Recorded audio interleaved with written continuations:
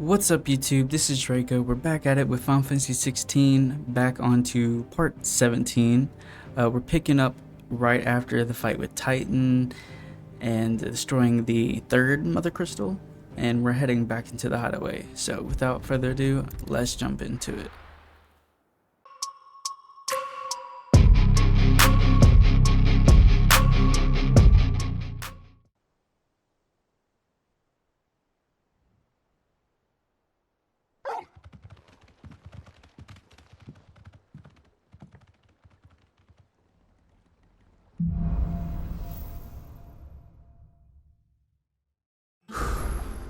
I'd better give Otto the good news. Walkways need patching up.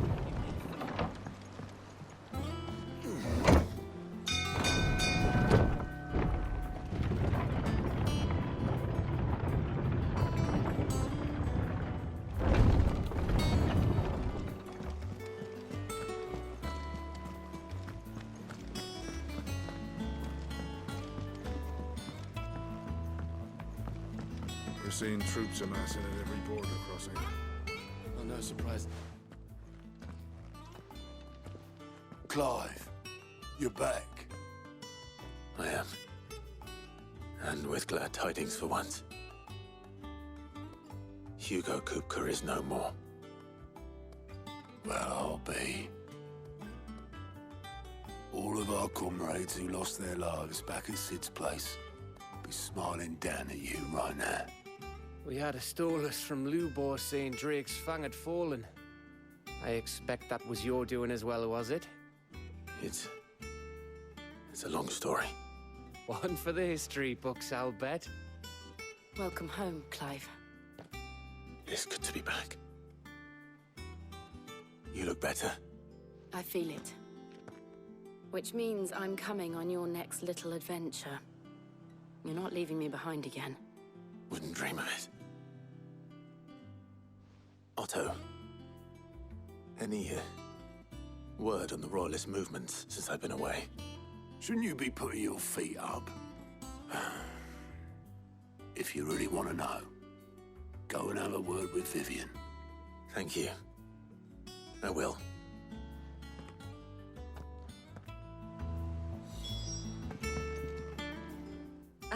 The conquering hero returns, and with hardly a scratch on him. I may have picked up one or two.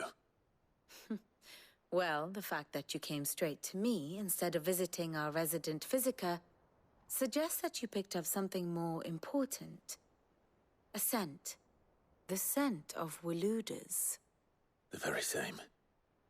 But whatever plans Kupka was hatching with the Royalists, he took them to his grave. As did his men. Slaughtered by the orcs who'd taken over the Fang. Orcs, Vivian. I've never seen such creatures in storm before. The Waludas must have ferried them over from Ash, but why?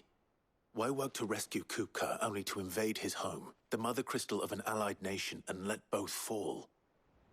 It makes no sense. Do you know the tale of the blind men and the Adamantus? One can often be led astray by focusing too closely on individual details. One must instead see the bigger picture. And what bigger picture is there than my map?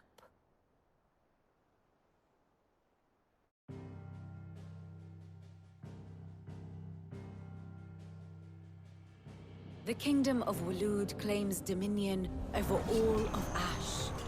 It is a nation forged by the bloody conquest of Barnabas Tharm, the dominant of Odin. The Canvarian War of Independence in 849. The Battle of the Twin Realms in 865. The Battle of Belinus Tor in 873. Wheresoever his armies fought, Odin was found where the fighting was fiercest. But of late, the warrior king appears to have laid his sword to rest. Battle rages for control of the crystalline dominion. Yet Tharm sends not a single ship in support of his Dhalmekian allies. Meanwhile, the Blight ravages great swathes of Ash. Yet warlike Waloed shows not the faintest interest in laying claim to to untouched lands. So why go to the trouble of sending an army of orcs into the heart of Drake's Fang, only to make no attempt to claim the Mother Crystal for Waloed? It can hardly be for lack of men. Tharm's armies rival any in the Twins. No. We have not seen the last of the Waloed standard. Odin will ride again. It is but a question of when. And on that day, who will be trampled underfoot?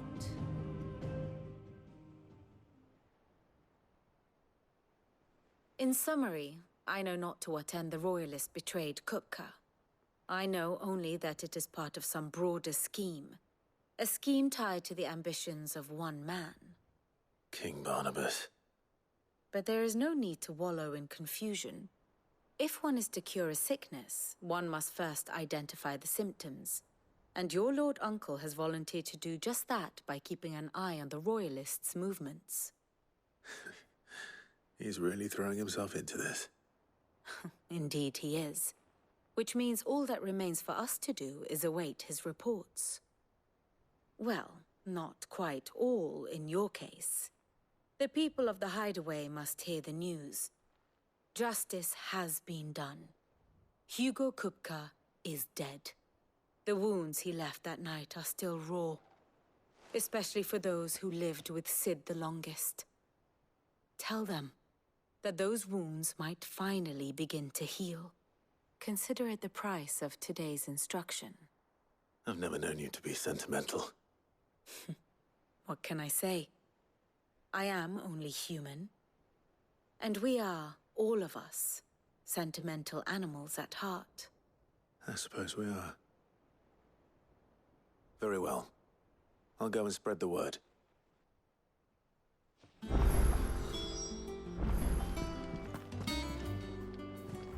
Well, someone looks pleased with himself. It's true what I'm hearing, then. Nothing escapes you, Lady Karen. It's true. Kupka is dead. No more looking over our shoulders, then. Good. I'm starting to get a crick in my neck. Don't let it go to your head, though. Blackthorn, do you have a moment? What is it? I'm busy. I wanted to tell you that Hugo Kupka is dead.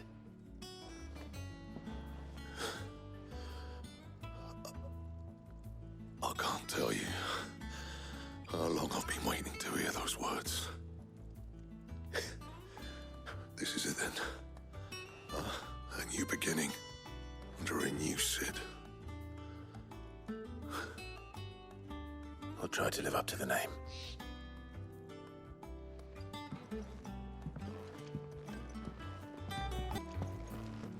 Ah, Clive. Have you come seeking the gift of knowledge? No. To share mine, actually. Hugo Kupka is dead. Oh, my. Can it really be true? Look, he's crying. He is. The big baby. And with good reason, children. These are tears of joy. We must offer up a prayer to your parents that the heavens might weep with us. There shall be no lessons today, only thanksgiving and merrymaking. Go, put away your things. All right. Brilliant.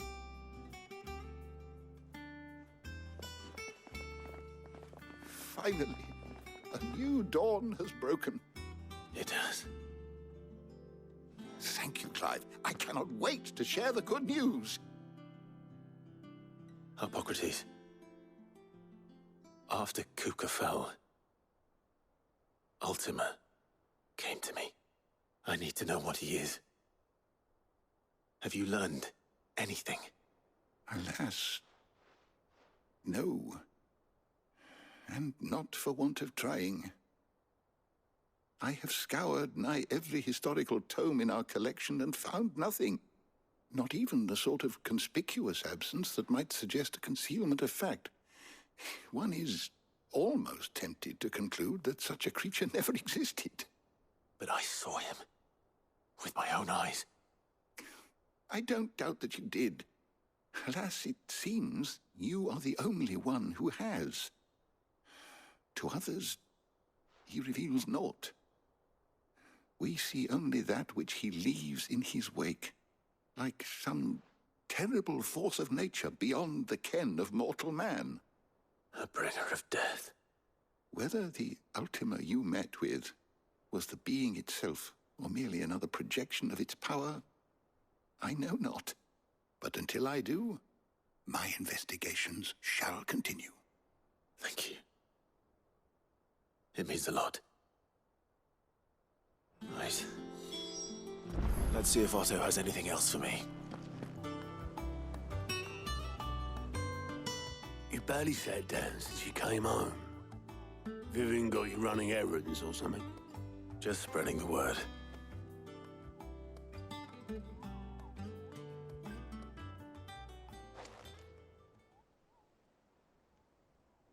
So, the Professor's got a soft side, has she? I'd never have guessed. No. She was right, though. Everyone was glad to hear the news. Ah, but you ain't told everyone. I can think of plenty of friends back at the old hideaway who'd sleep more peacefully for knowing. Not least of all Sid. You should tell him. You're right. I should. And I will. Well, when you do, be sure to take Mid with you. She's been going at it hammer and tongs down in that workshop of hers, trying to do her father proud. But I can't remember the last time she visited the old sod's grave. Very well. I'll suggest it. If I don't come up with something soon. All right, Clive? What do you want? I'm going to visit Sid, and I thought you might like to come with me. Sorry, I'm too busy for all that right now. I've got to get this thermal displacement stack sorted. Thermal... Displacement stack. Here. And this is for... Only the fastest, finest ship the world has ever seen. The Enterprise. Me and my dad designed it together. Where other vessels rely on the fickle winds to drive them through the water, ours is fitted with mythril engines. And those things have got more push than a behemoth in a bad mood, and more heat than all the hells put together. Which is where the stack comes in. I may have already talked some tight-lipped shipwrights into putting the hull together for me in a little dockyard in Canva. But the stack's a bit more involved, so I'm building it here. Thing is, it's so involved that I'm running behind and it's starting to hold things up over at the shipyard. I'll come and see my dad, though, when I'm done. Whenever that is. Is there anything I can do to help? Good old Clive. I were hoping you'd say that. First things first, I need some parts meching. The stack will be made up of 3 major components. There's the plating, here, that channels hot vapors away from the engine. The helm over the top, that disperses all that heat into the air. And the shielding around the sides. That stops the rest of the ship from going up in flames. A full suit of armor, then. Probably best to take it one piece at a time. Then you'll need to start with the plating. Everything else fits onto it. I've got the designs and the list of materials here. Show these to Blackthorn. He'll know what to do. I can't make head nor tail of them. Luckily, you don't need to.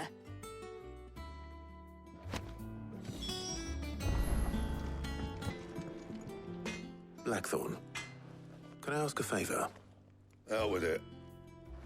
It's for Mid. This my last chance to say I'm otherwise engaged.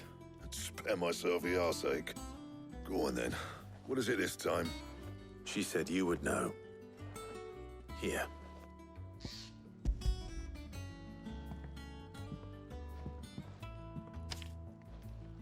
Krieger's teats.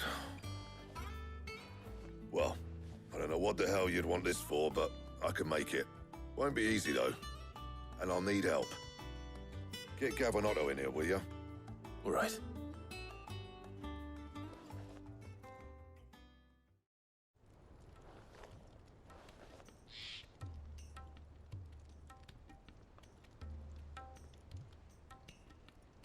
So Mid's roped us all in here again, has she?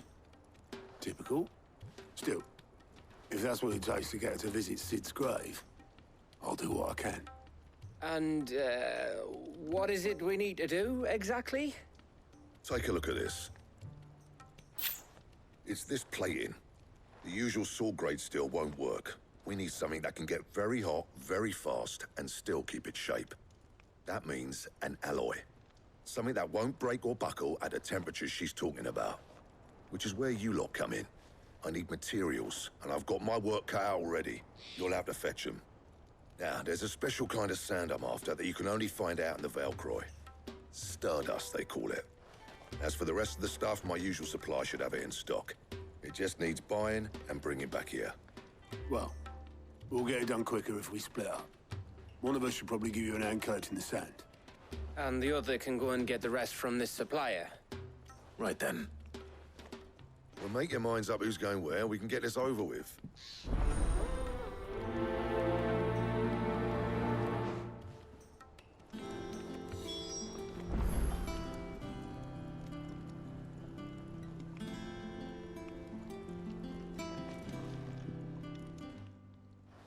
You going after the Stardust then, are you? Which one of these two lucky souls is going with you?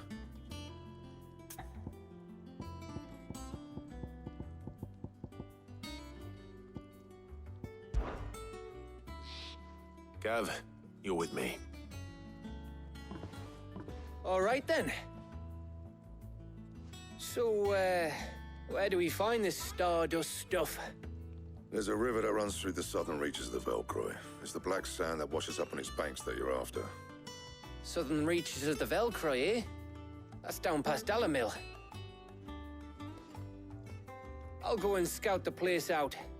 See about hiring us a wagon to bring the stuff back to. All right. I'll meet you by the river. While you're off having a paddle, I'll pick up the rest of the stuff from Blackthorn's supply. Take care. You two, eh? Don't go letting them fleece ya. Fleece me? I like to see him dry. In your own time.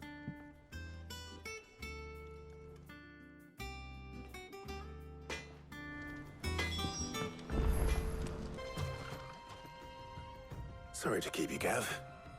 Better late than never. I've had a quick scout about, and I reckon round here's our best bet if we want to grab as much of this Stardust stuff as we can. Don't know what Blackthorn's planning to do with it, though. I asked over in Dalamil, and they seem to think it was worthless. But if Stardust is what Blackthorn wants, Stardust is what he'll get. There's plenty of this stuff lying about, just begging to be bagged. Then let's get bagging, shall we? We shall. Race ya.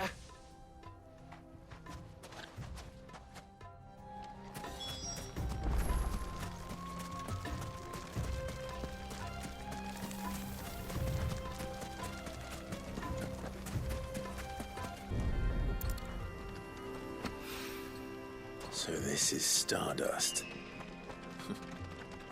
It just looks like black sand to me.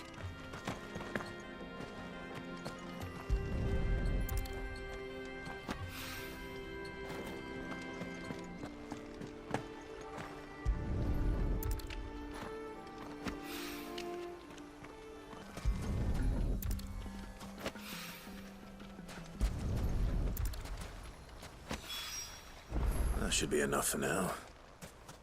Let's see how Gav's getting on.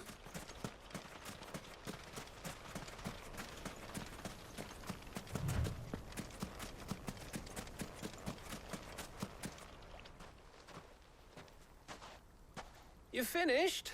How much did you get? Enough. I hope.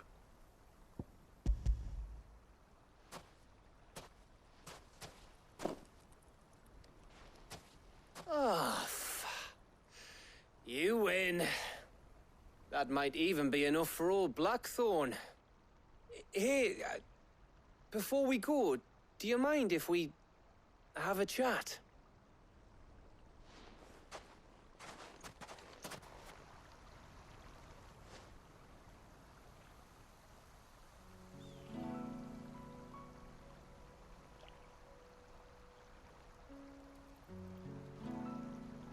Feels like ages since we had the chance to talk.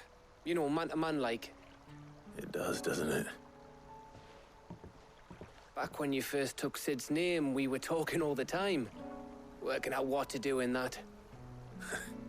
There was a lot to work out. And there still is.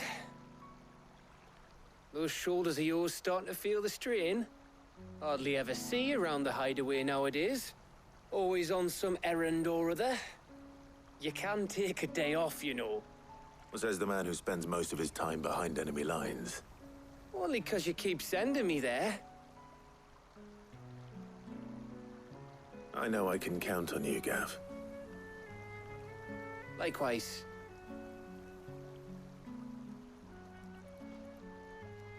So you keep sending me wherever you need to, and I'll keep going. Safe in the knowledge that I have a home to come back to.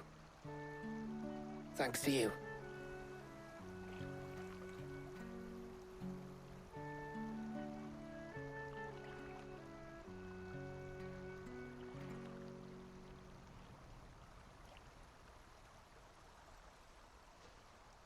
Right.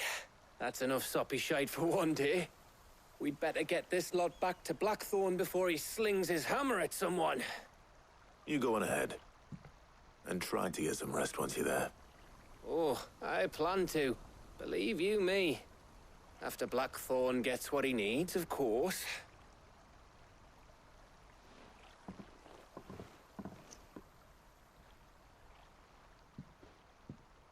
Right. Ready to go home, boy?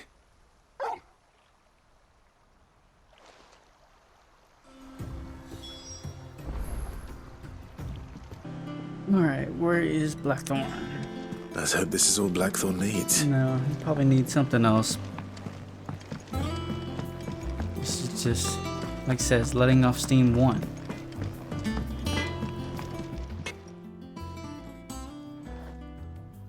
Blackthorn. Got everything you need? Yeah. Yeah, I do. Cheers for the stardust.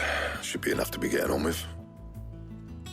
We should go out on maneuvers together more often. You're beat sneaking around on your Todd all the time. I'll make a start on putting this thermal plating together then. It will take some time, mind. So if you've got other things to be getting on with, I could do without you breathing down my neck. Thank you, Blackthorn. I'll let Mid know construction's underway.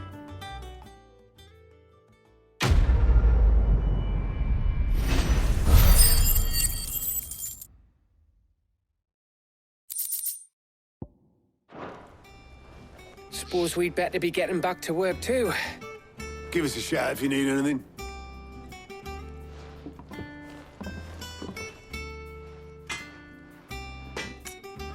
Alright, I need to go to Mid. If I don't come up with something soon. You'll be pleased to hear that Blackthorn started work on the plating. Excellent. 1 down, 2 to go. So, what's next? The helm, of course. For this, we'll be repurposing fallen scrap. Salvage from the ruins?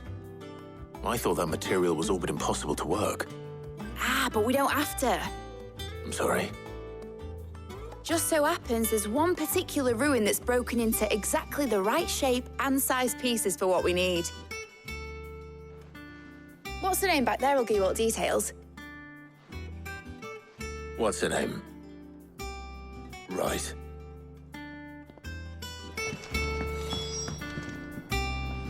Oh, Sid, is this about the helm? Yes. Mid said I should speak with you. I'll show you the plans then. Here you see the mythril engine, in which mythril is burned to generate heat. That heat is then harnessed to produce motive force. Excess heat is dealt with by means of the thermal displacement stack, which disperses it into the surrounding air. Now, Were we to rely on thermal plating alone to achieve this effect, the rate of excess heat buildup would far exceed the displacement coefficient of the plating. In other words, the reactor would overheat and eventually explode. This is where the helm comes in. It connects to the plating, you see, and serves as a sort of thermal sink to absorb all that excess energy. Our experiments have shown that fallen ceramics are remarkably thermophilic. They can withstand and absorb levels of heat far above anything we are able to make today. And not only that, they're also waterproof and immune to rust, making them the perfect material for our protective hood. Why? If sea or rainwater were to enter the reactor proper, it would vaporize instantly. The forces produced would tear the ship from stern to... You can stop there. I understand. Mid said we might be able to use parts of a fallen ruin. Where would I find it? Ah, yes. It's in Lorbert's Pass, near Lostwing. The thing is, well, I probably should have arranged to have the pieces we need brought here sooner. You see, a certain unwanted visitor has taken up residence there. It's no longer a matter of just walking in and taking them. It's, going to be considerably more dangerous than that. I see. Then I suppose I'd better deal with this unwanted visitor for you. Would that help? Oh, very much. Thank you, Sid. I'll gather my team and head there right away. We'll meet you outside the ruins.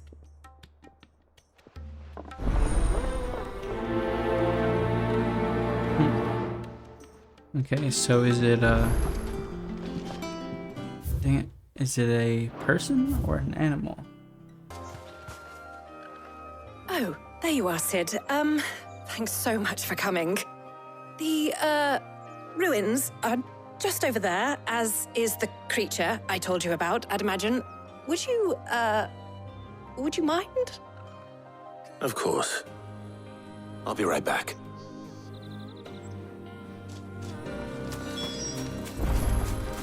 What is it?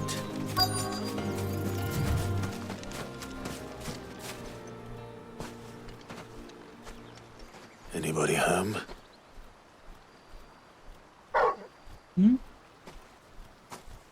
Ah, one of these guys. This must be our unwanted visitor. Time to go.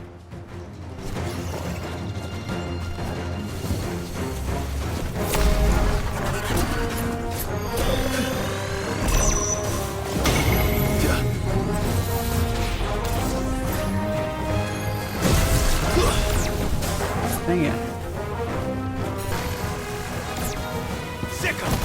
Dang it.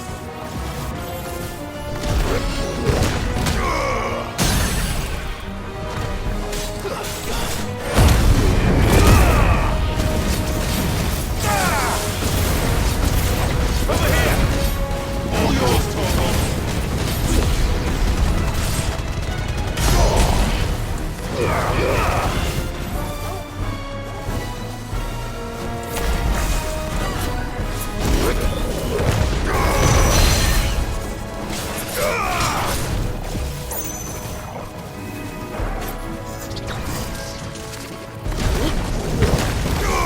Oh, come on.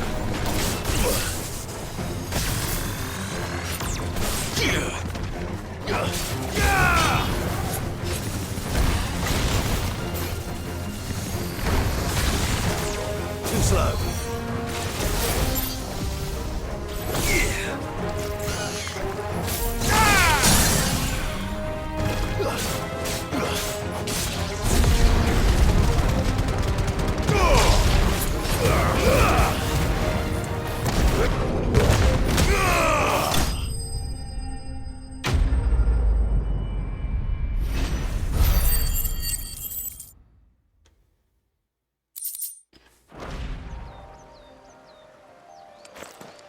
The things I do for you, Mid. Sid! Sounds like Thank something goodness your you're dad would safe. say. You shouldn't have any trouble now. Indeed. Well, don't let us keep you. We'll, see that everything is transported safely back to the hideaway. All right. I'll let Mid know you're on your way.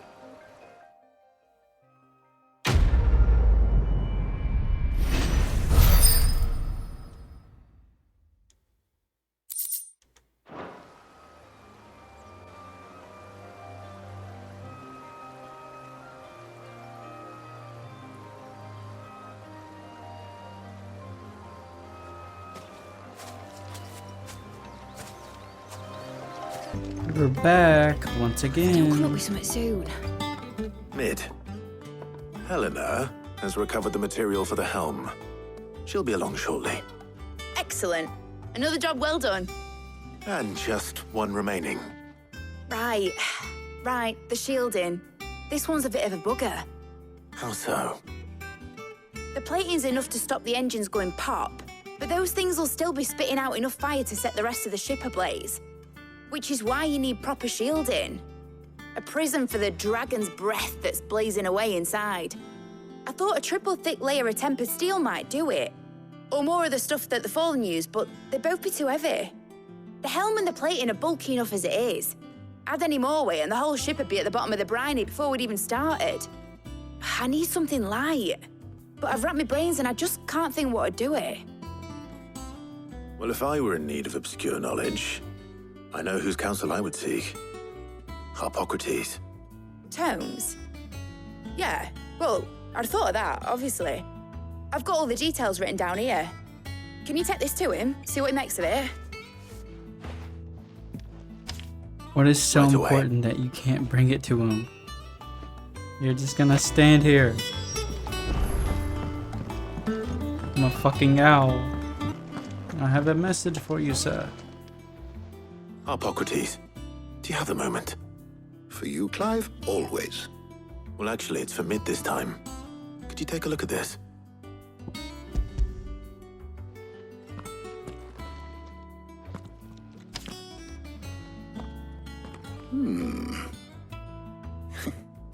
Shielding for a mythril engine. Whatever will that girl think of next? And what are these notes around the edges? She has some specific requirements for the materials. The shielding needs to be able to resist extreme heat on the inside, and yet remain cool enough on the outside not to set the ship alight, while also being light enough not to sink it. As you can imagine, she's struggling to find anything that meets her needs. I see. I wondered if you might know of a solution, or if you might be able to search the records for one. Perhaps it is not a different material she requires, but a different approach. What do you mean?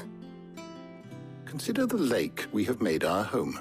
Its blighted waters eat away far more quickly than fresh water or even brine, at timber and steel alike. And yet, we have made a home here from those very materials nonetheless. We have. But Bardolph must varnish every board twice over to keep it from rotting. And Obelus complains that without a constant supply of pitch. I see. Early Gregorian histories speak of a preparation known as moon dew. It is said to be able to resist even the most ferocious flames. Before the dragoons tamed the worms and wyverns of the realm, nobles would daub their castle walls with it in order to guard against dragon fire. So if we could recreate it... It might be applied to some material or other in order to provide the protection Mid requires. As to how best to apply it and to what material, perhaps Bardolph and Obelus might be of assistance. I shall speak to them and see what wisdom they might have to offer. Thank you. If you would be so kind as to procure the necessary ingredients, I shall discuss the specifics of how it might be most effectively put to use with our two friends. The knowledge of the past may yet prove useful to we of the modern era. Thank you, Harpocrates. And since you're asking others to help you, perhaps I should too.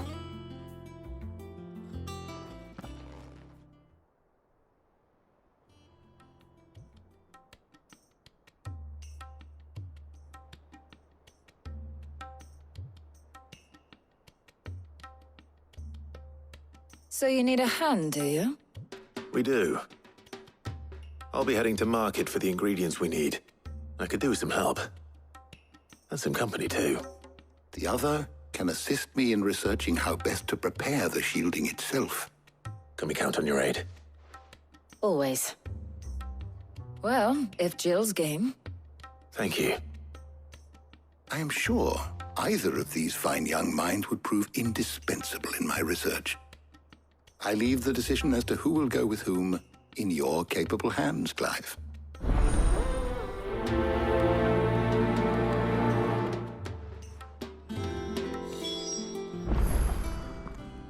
So, Clive, have you made your decision? Who will accompany you on your little excursion? I want to say Jill, because, like, why not? But at the same time, it's like, how many times are we going to be able to have Tarja with us? It might make Jill jealous, you know? So let's do that. All right. So, what are we fetching? I have taken the liberty of preparing a list. Here. Garlic? Conch shells? Are you sure this is the right list? Looks like the ingredients for someone's supper. Though these items may seem mundane, they have potent effects that are rarely exploited, effects for which they were once highly prized. So much so, in fact, that they were harvested almost to extinction, hence moon dews having fallen from favor. Now, of course, they can be obtained with ease. You should be able to find everything you need at the market in Northreach. Well, isn't that convenient? I was hoping to be able to make a trip over that way sometime soon. Need to speak to an old acquaintance. I'll meet you there. All right. Stay safe. Damn, her hair is longer than I thought it was. See you later, Clive. Good luck with your research. Bye, Jill. Need to stock up on these. I won't have use. There you are, Tarja. Ah, and there you are. We shouldn't have any problems finding what we need in a place like this. But if time is of the essence, perhaps we should split up. Take a few items each. All right. What shall I look for? Let's see now. Why don't you take the garlic and the pepio nuts?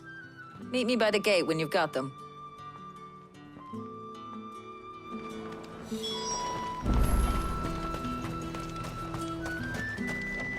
Buy, sell, or be gone. How the hell is anyone supposed to afford that? You haven't much, but you're free to look. Good day. That should do it. Hopefully Tarja's finished too.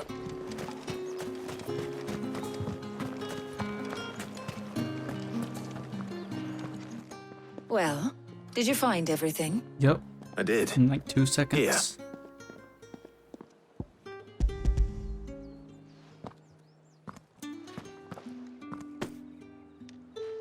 Garlic and pepio nuts.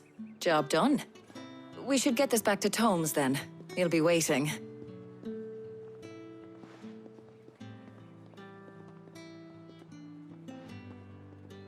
But we're not in too much of a rush, are we? Quick chat.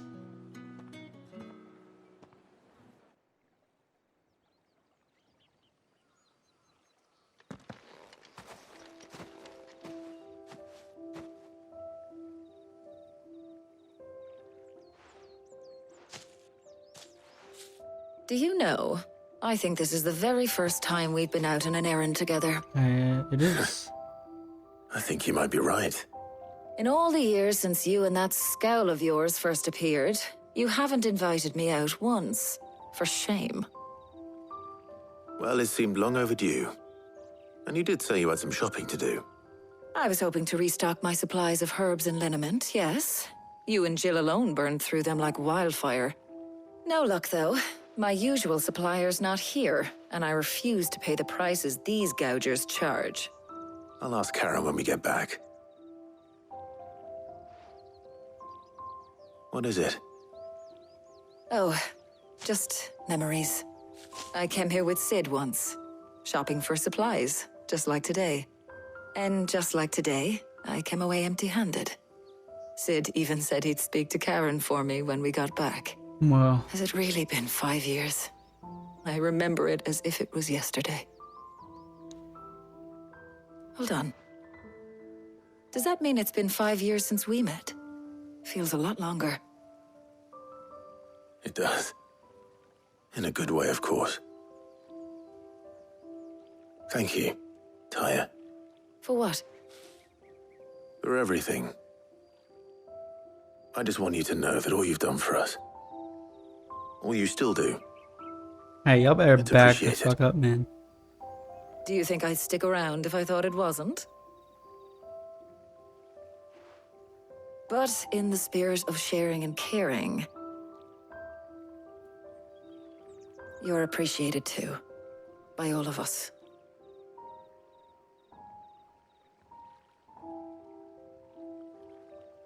Okay, I don't like this silence. Makes me wonder if I would have picked Jill if there would have been an intimate conversation or something.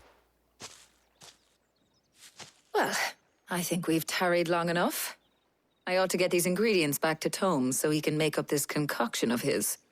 I'll meet you back at the hideaway, all right? All right. And thanks again. I heard you the first time.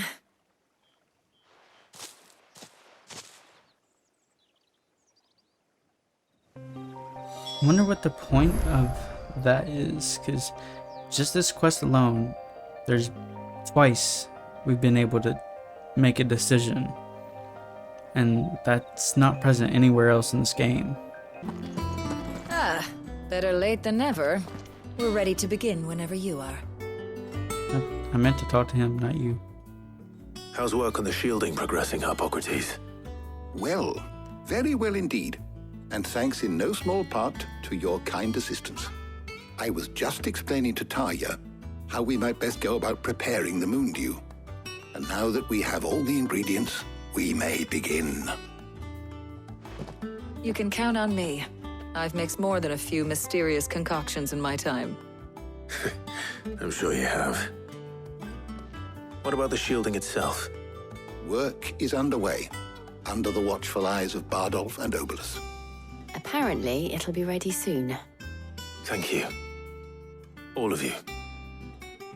Right then. Jill, would you join me in the infirmary? Many hands make light work and all that. Of course.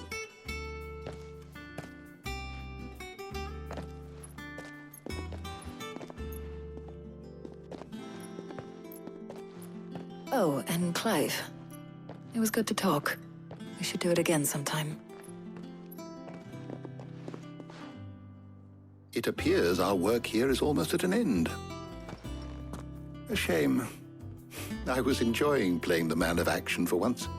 When both the shielding and the moon dew are ready, it will merely be a matter of applying the one to the other. Followed by a rigorous process of testing and retesting, of course. Perhaps someone ought to warn young Mid of that. Leave it to me. Thank you, Hippocrates.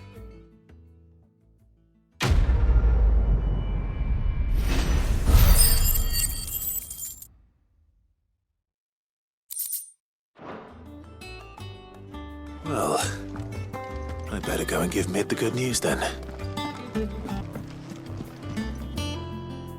Sorry to keep you waiting, Mid.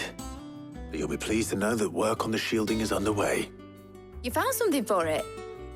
In a manner of speaking, Hippocrates knew of a substance that's highly resistant to heat, a coating that should provide the protection you need. He's supervising the construction and testing of the shielding as we speak. Brilliant! I knew you wouldn't let me down. Don't thank me. I'm just the errand boy. At least he knows it. Right then, better start working out how to bolt all these bits together. To the Black Hammer!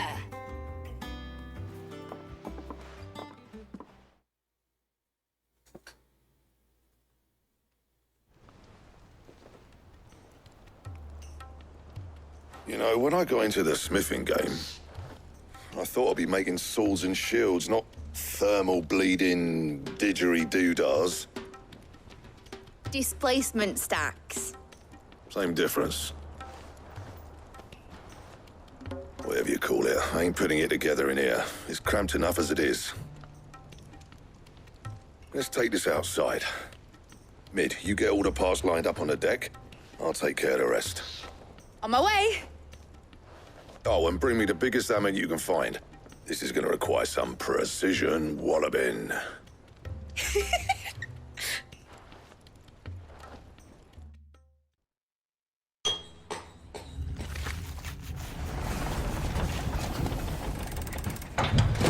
Are we about to fly this sucker? Like, what's going on?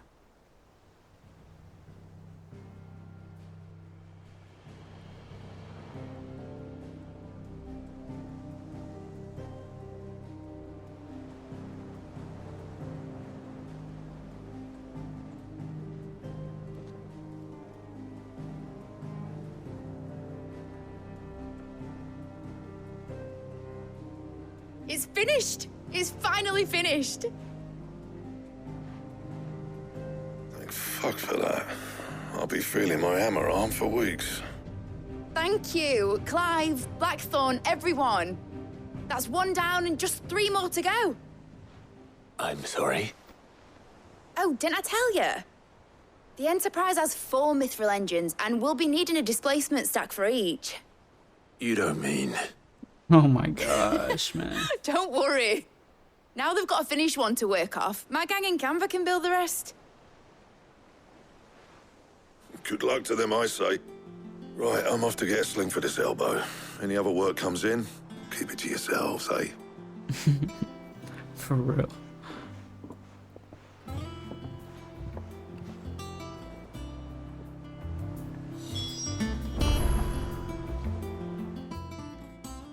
What's the matter? Nothing. Just daydreaming. Thinking about the Enterprise sailing off over the horizon to shores unknown. Searching for a land untouched by the Blight. Just like me and my dad planned. So if the worst came to the worst and every scrap of soil in the Twins turned black, we might still have a chance. That's what she was meant to be. You see, one last chance just in case we needed it. But now she's so close to being finished, I've realized I don't want it to be that. I don't want it to be just a lifeboat for us to cling to if things get desperate.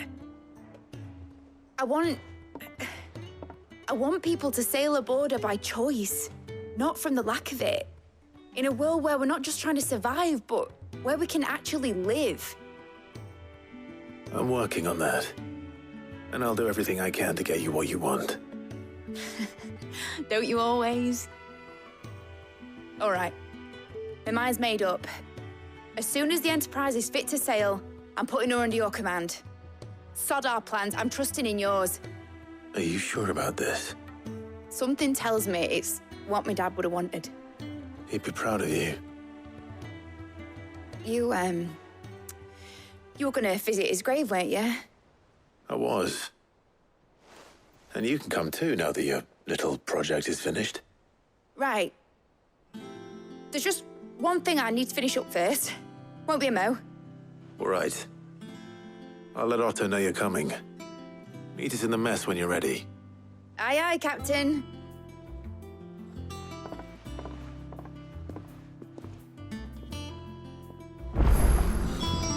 Alright, it seems that we got some side quests, so let's check these out.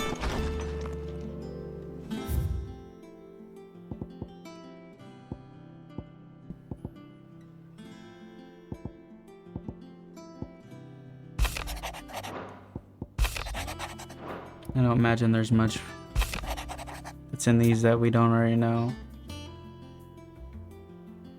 Okay. Trouble with the ledgers. Shouldn't he be asking Otto for help?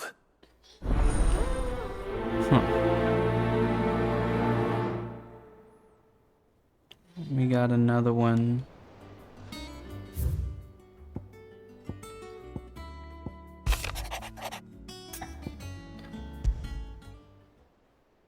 What could be wrong with Torgal?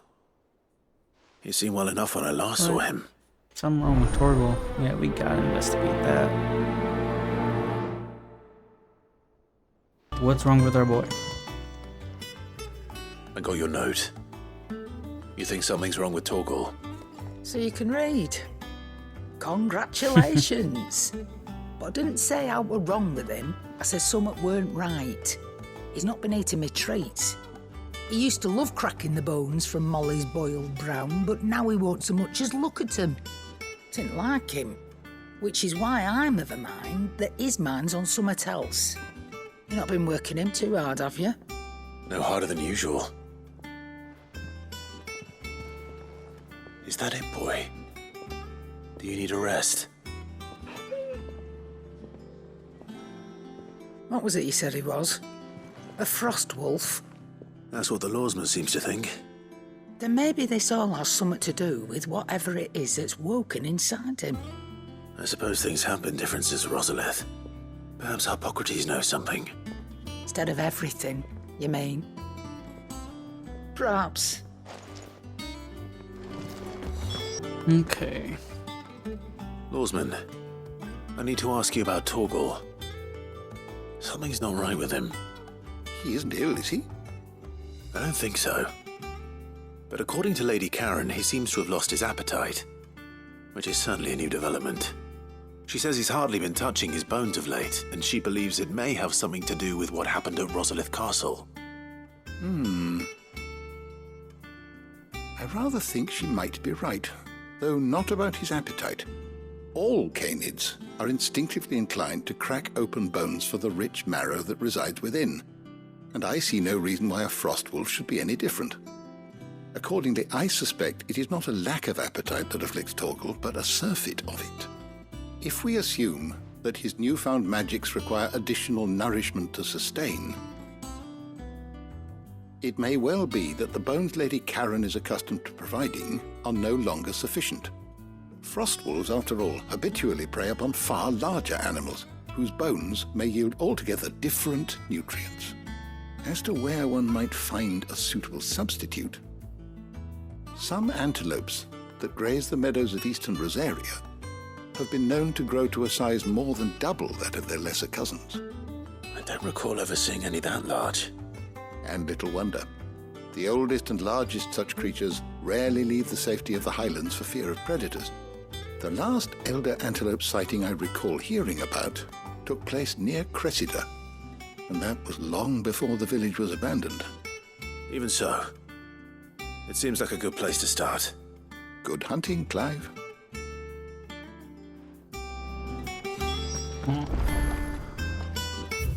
So we got to look for antelopes, huh? I cleared this place out of all kinds of enemies, and now these guys are here. I doubt we'll find one bigger than that. Hungry, Torgal? You sucker. Stay down!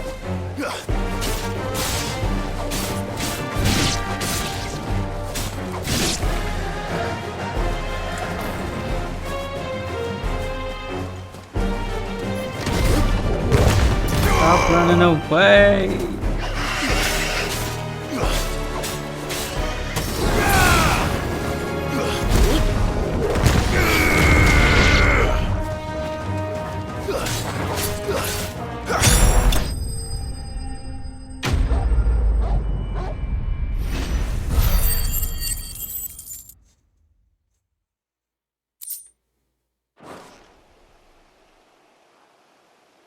Now,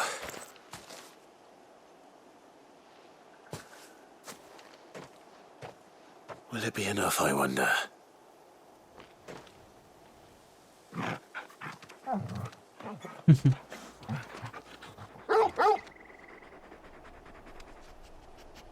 I say that answers my question, which means we owe the lawsman our thanks. You're just a big puppy, aren't you? A very big puppy.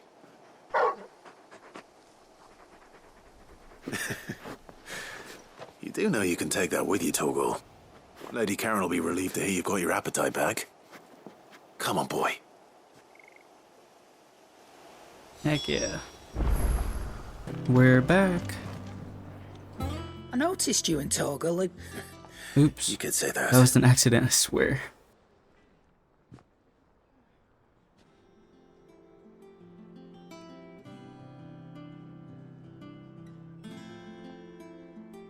So, Molly's leftovers weren't good enough, eh? That'll teach me for treating you like you're still a pup. All right, no need to shout. Now we know what you're after, I can see about getting some in. Speaking of which, I brought one for later. Can I leave it with you? It's 5 of them, my guy. You can, aye. I'm nice like that. In return, you can thank Tomes for me. The bloody know-it-all. I was just on my way to see him.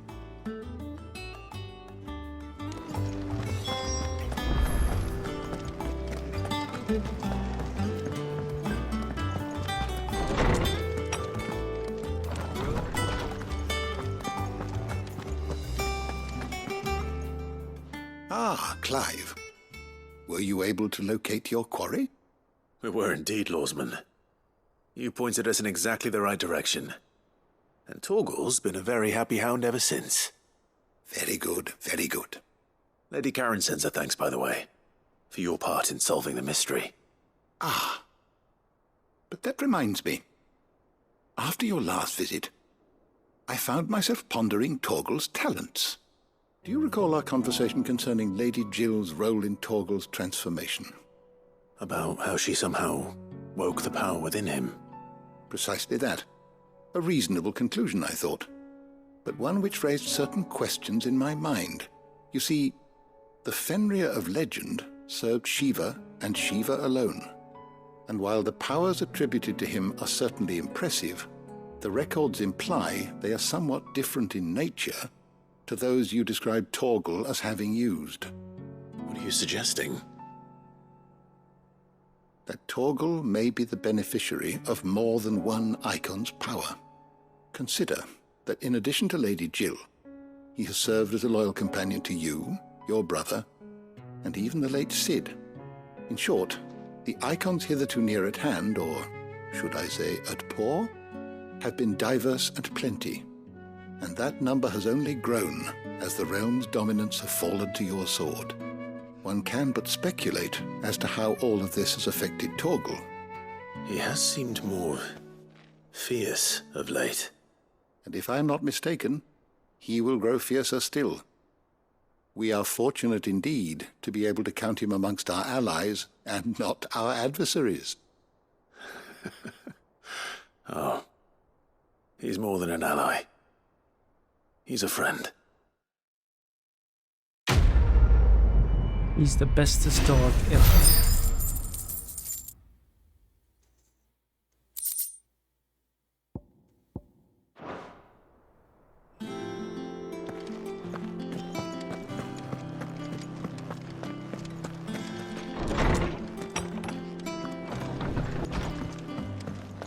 Look how happy he is. He's just...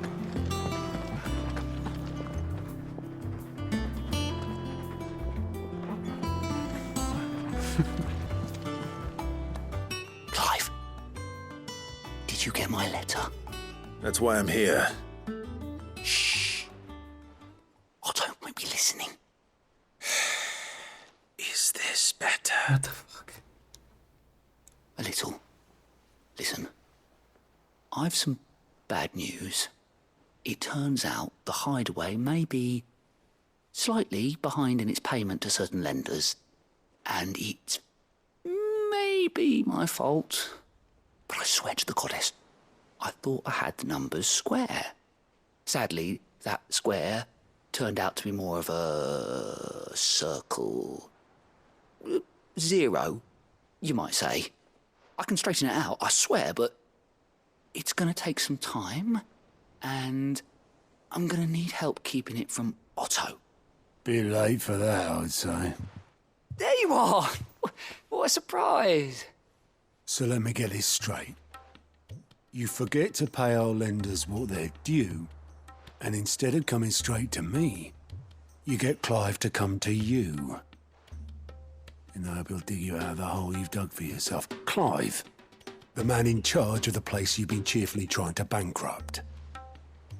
And you thought this was a cunning plan. Why? Well, who needs paying? Oh, just Martha. And the dame. And, well, Lady Karen. But only 500 talents. We owe 3 of our most trusted friends 5 million gil. Each. 5 million each. They lent us the bulk of the money we used to rebuild the hideaway, you see, and, well, I must have made some sort of oversight. How does that happen? Those ledgers were my responsibility, and it was my decision to entrust them to you. This is my fault. Do we have that much to hand? I can always ask my uncle. No, we don't. And no, you won't. We've lightened Lord Rosfield's purse enough. After the king's ransom we had off him, He deserves better than to see our begging bowl. Besides, we'll need to learn to stand on our own if we're gonna make this work. All right. But that doesn't mean you have to shoulder the burden yourself. Is there anything I can do to help? There might be. How'd you fancy taking these to Martha and the dame? Rocks. Rocks, he says. Worth 1,000 talents apiece, these are. A little something Sid and I set aside for when times got lean. And I reckon 15 million in overdue debt probably qualifies. I just hope our associates' eyes are a bit more discerning than yours. I'm sure there will be. Should be me making the rounds, really. But you know how it is with this place. Orders to bark, arses to wipe, and all that. I know. Which is why I don't mind going in your place. Go. Do you know why I only gave Master Clive here 2 star rubies? Because you'd rather Lady Karen killed me. Because I'd rather Lady Karen killed you. Yes. Well, I suppose this is goodbye then. Don't worry. I'm sure Karen will understand.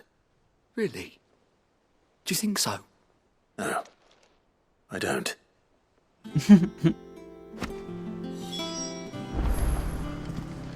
Or an oil of talc. Milady, I come bearing gifts. Gifts? Whatever is the occasion.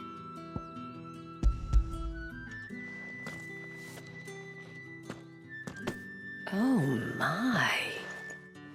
Clive, you really have outdone yourself. Otto asked me to give it to you. To settle the hideaway's debt with the Veil. And to compensate you for the time it took us to do so. You disappoint me, Clive. I thought you might finally be warming to me. Tell Otto he can keep his baubles. I tried to tell him as much the first time around. The man owes me nothing, nor does the hideaway. My contribution to the restoration effort was made freely and willingly. It was the least I could do. You once told me Sid did you a kindness. I'd like to do the same. Please, accept it. For my sake. And for Otto's. For all of us. For all you've done. It is rather fetching, isn't it? Very well.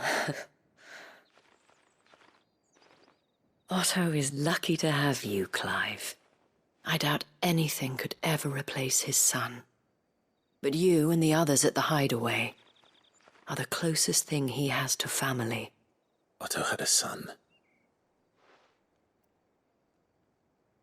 Long ago, yes. Sid told me Otto lost him when he was just a boy, and blamed himself for not being able to stop it. I don't know how it happened, whether there was anything he could have done, but it was clear that it weighed heavily on him. I didn't know. How could you have? I doubt anyone did. Besides Sid, I've never met a man more keen to bear his sorrows in stoic silence. An ill habit, given that both have always been surrounded by friends desperate to help them. I'm beginning to see that.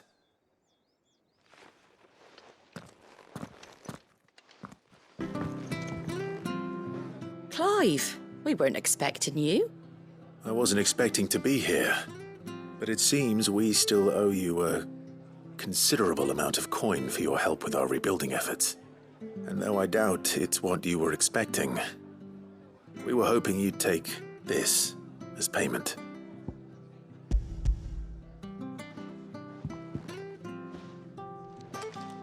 A star ruby? I can't accept this. It's worth at least twice what you owe me. More if you can find yourself the right buyer. Think of the difference as interest. Interest? If word got out I charged that much, no one would ever borrow from me again. Anyway, why are you the one here asking me about this? I'd have expected Otto. Bit much sending the Lord Marquis out to settle your debts, isn't it? The old goat working himself to death again. Something like that.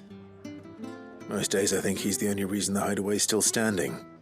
Same as always, eh? Back when the place was nothing but a twinkle in the eye of a recently retired Lord Commander, word is he was the first one Sid reached out to. Probably knew that without his strong arm and level head, the idea would never get off the ground. Sid may have been the face of the hideaway, but Otto's always been the backbone. And when Sid passed away, we were all worried that would be the end of it. That Otto would just give up. His death was hard on everyone. But it must have hit Otto hardest of all. But he didn't give up, did he? Quite the opposite, in fact. If I recall, he was the one who nominated you as Sid's replacement, and rallied the rest around you. I reckon what he saw in Sid, he saw in you too. And don't we all? Doesn't hurt that you're half as stubborn and twice as handsome, neither. That, and you keep good company. I suppose I do.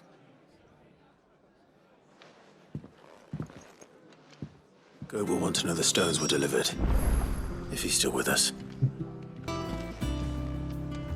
Goat. Still alive, I see. So Lady Karen accepted the ruby. Ah, about that. I tried my best, but she was just too stubborn to take it. She threw it right back in my face, in fact, and told me I could stick my stupid stone where the sun don't shine. Karen refused payment. I hope it wasn't something I said. I'm sure you were as tactful as ever. Let me see what I can do. Oh, wonderful. I hope you have better luck than I did.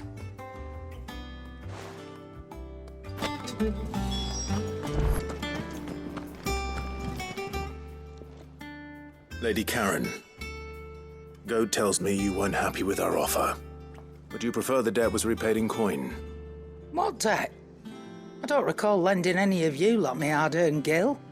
I may have tossed a talent or two in the hideaway's coffers, but those were donations, and you can hardly call it charity if you go asking for it back. Of course not. But one good turn deserves another. And our circumstances have changed. Surely you wouldn't shun the gratitude of a pauper who happened to have become a prince. Oh, so you're a prince now, are you? Fine. But I'm selling it and taking what I'm owed, then you're getting the rest whether you like it or not.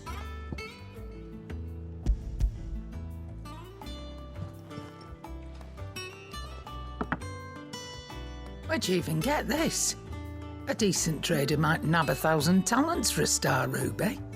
A canny one, meanwhile, might claim it were nicked from the belt of Sid the Outlaw himself and ask twice as much.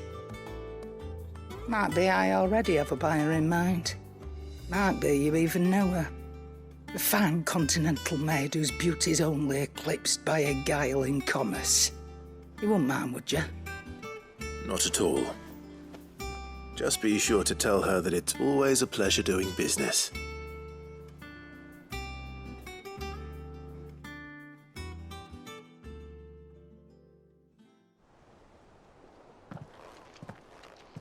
I hear you ended up delivering all 3 stones. Thanks to this lump. I sometimes wonder what I pay you for. Speaking of which, I still haven't been paid last month's wages. Oh, so you remember what's owed to you then? Get your ass behind that disc of yours and don't get up before those ledgers are square. Right away. What the fuck?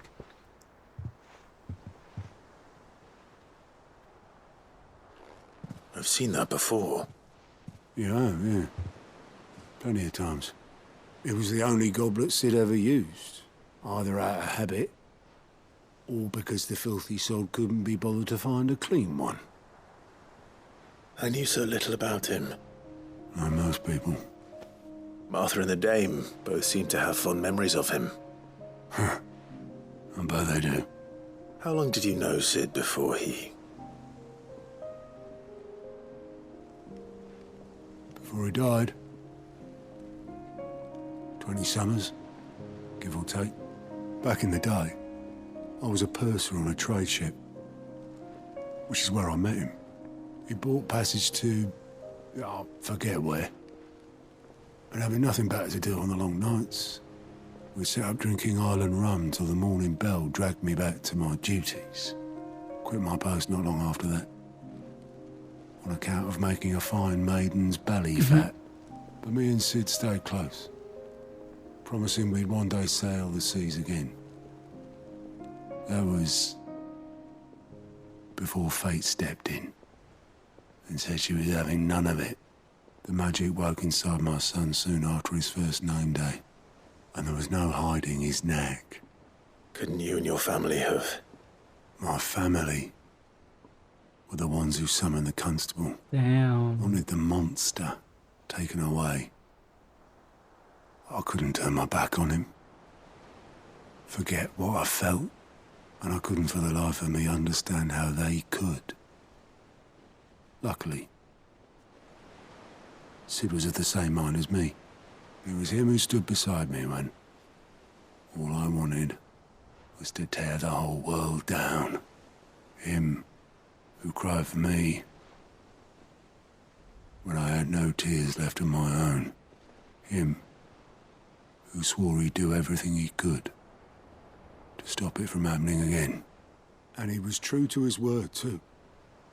Left the Royal Army once and for all. His ranks, his ribbons, gone. Just like that. Threw away everything he had. All to right a wrong that no one else had the courage to face. I knew then I'd follow that man to the ends of the earth.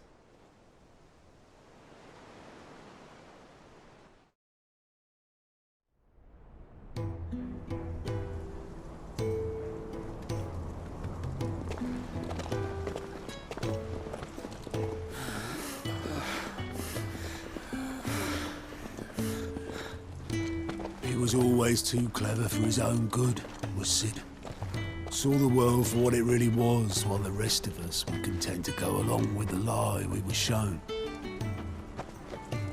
And it can't have been easy, bearing that burden alone.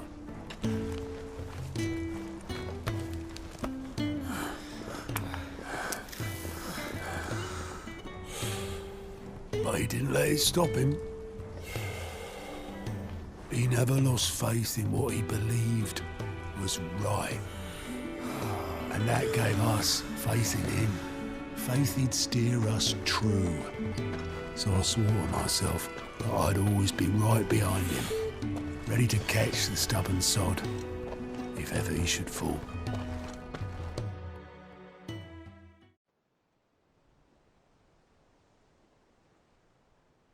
But I couldn't even do that.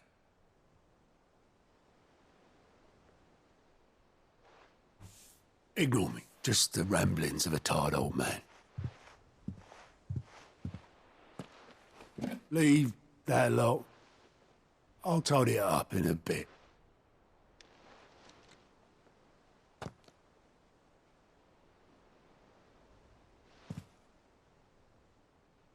This is Sid's handwriting.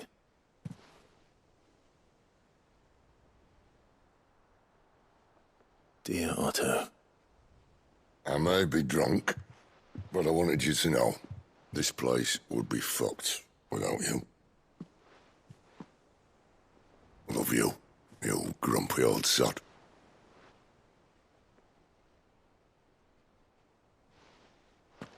This note. What about it? Sid was right. Without you, we'd all be lost.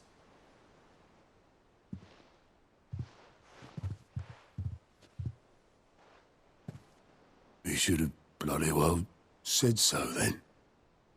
Just once. Before he went. But then, why would he? Him, or anyone.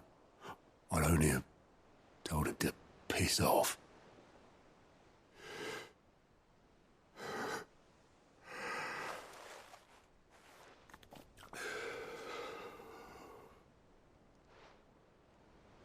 You're wrong, though.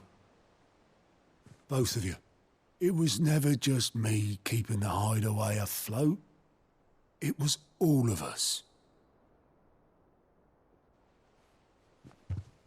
I just shoved people in the right direction, and I barely seem to be able to do that anymore.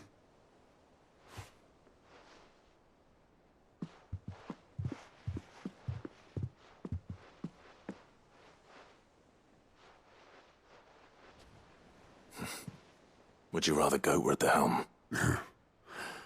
Well, maybe I've got a few more years left in me.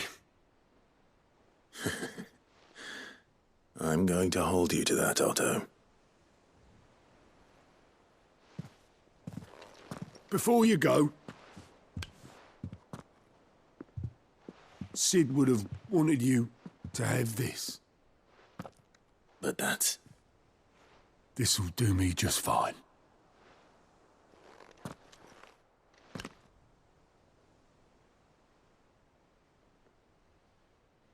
Thanks for the ray of sunshine. I'll see if I can't pay you back. Already have.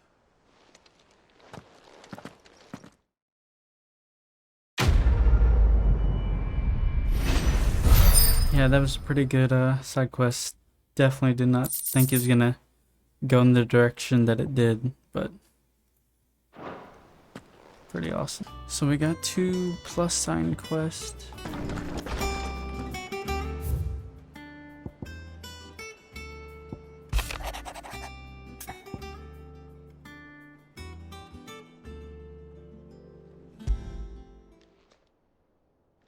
Hopefully it's nothing. But I should speak to Blackthorn just in case.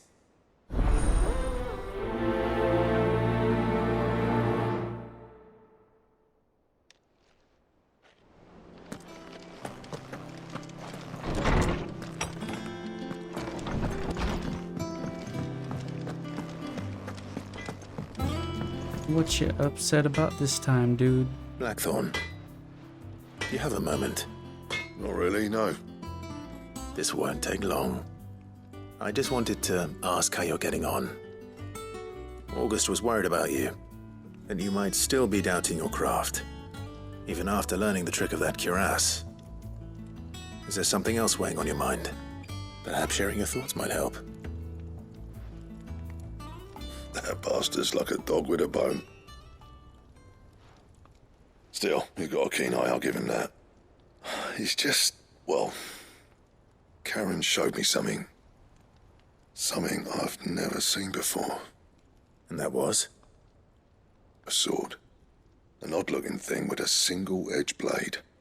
The metal itself wasn't anything to write home about, but fuck me, the edge on it. You could slice a man clean in two with a weapon like that, and he'd be halfway home before he even realised he'd been cut. So that's what's troubling you? Nah, no. Not troubling me exactly. More distracting. Can't stop thinking, how do you get an edge that sharp?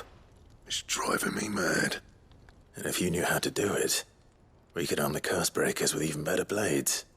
That's about the size of it, yeah. I'll see what I can find out. Sharper swords are always welcome. And we can't have our master blacksmith being distracted. You're a soft touch, you know that. But I can't say I'm not grateful for it. Good luck, eh? Thank you. Let's see what Karen knows about this sword.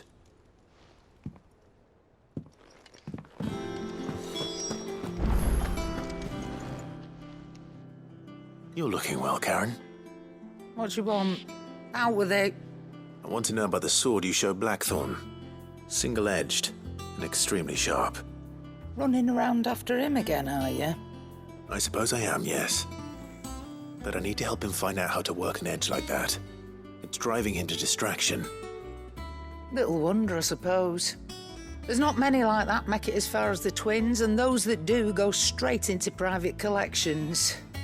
Which made it nice and easy finding a buyer. Can you tell me who bought it? Where is it now?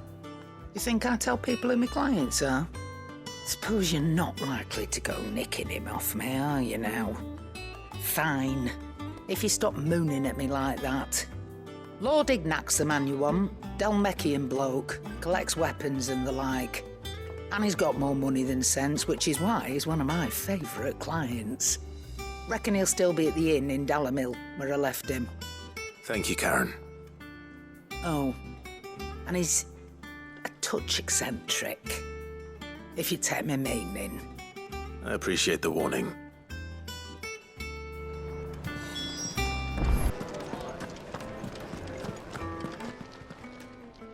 My reputation will be ruined! Ruined! Calm yourself, Lord Ignac, I beg of you, before you do yourself a mischief. Pardon the intrusion, but... Out! Get out! I paid for these rooms so I wouldn't be disturbed. Leave me be! Please, allow me to apologize. His lordship is going through a difficult time, and he's never been fond of guests arriving unannounced. Radim! Get rid of the filthy oaf this instant! Very good, Lord Ignac. Would you mind stepping outside for a moment?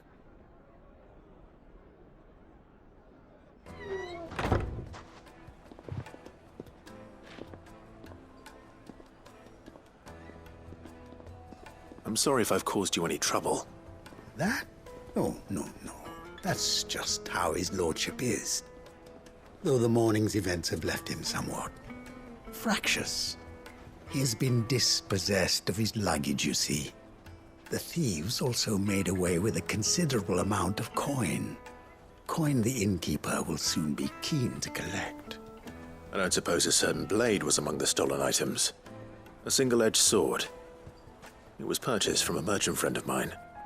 Ah, you know Lady Karen. Yes, I'm afraid it was. Then I'll retrieve Lord Ignac's luggage. But I have one condition. You have but to state it. You are welcome to anything that is within my power to grant. I want an audience with Lord Ignac. A few minutes should be enough. Then I'll be on my way. A condition I would be a fool to refuse. Of course, you shall have your audience. I don't suppose you saw where the thieves went? I did not, no. Though some discreet inquiries made on his lordship's behalf mean that I know where you might find them. The bandit's bed. Every ill-gotten coin in Dalamil is said to pass through that disreputable corner of the Valcroy. And that's where I'm heading. I shall speak to Lord Ignac in your absence, and arrange for an audience upon your triumphant return. That will be very kind of you. Farewell, and best of luck.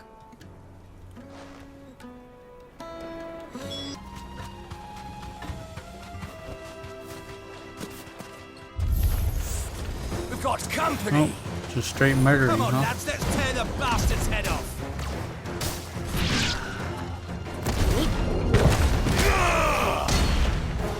Nice try.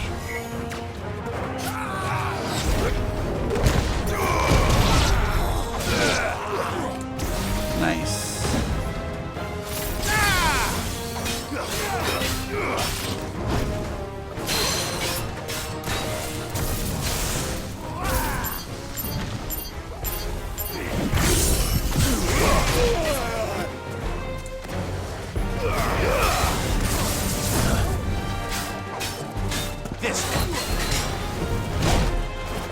Dang it, man, you have nothing.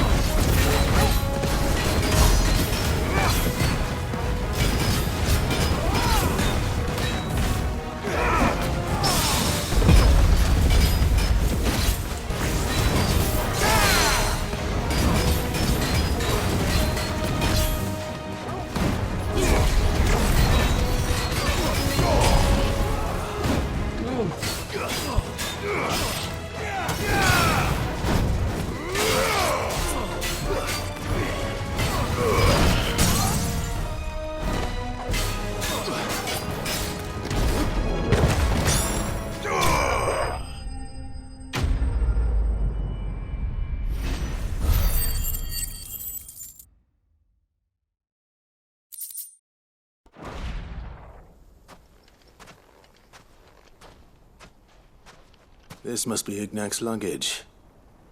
Nothing seems to be damaged. All right. Let's get it back to Dalamil.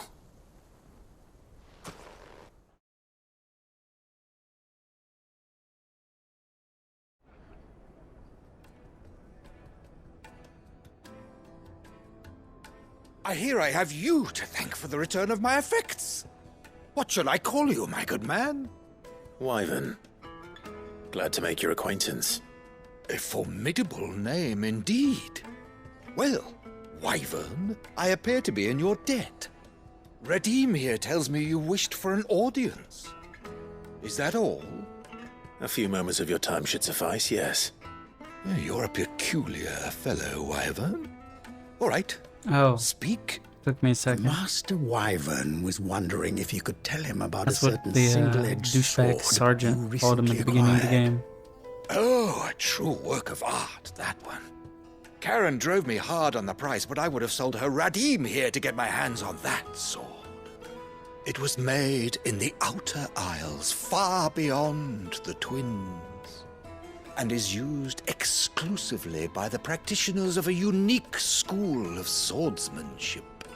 They believe no combat should ever exceed a single strike, and hone their blades to such perfection that none ever does.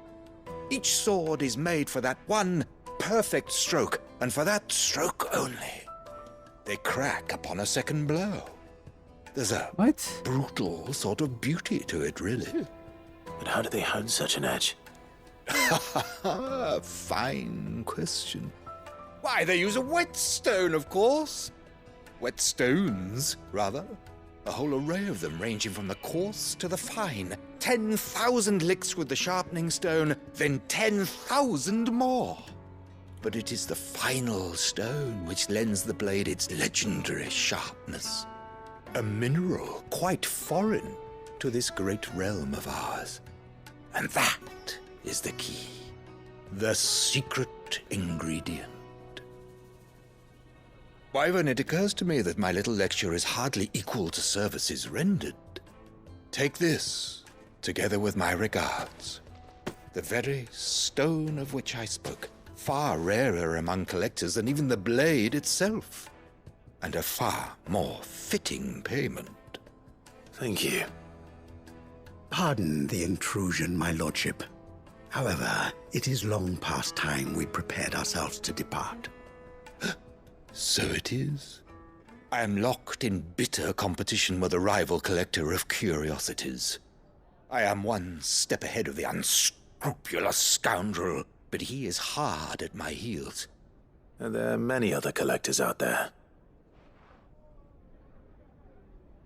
Too many to count, but only one do I consider my nemesis. Lord Byron Rosfield. And is a perennial thorn in my side. That's great. I can imagine. Farewell, Wyvern. May our paths cross again. Radim, we mustn't dawdle.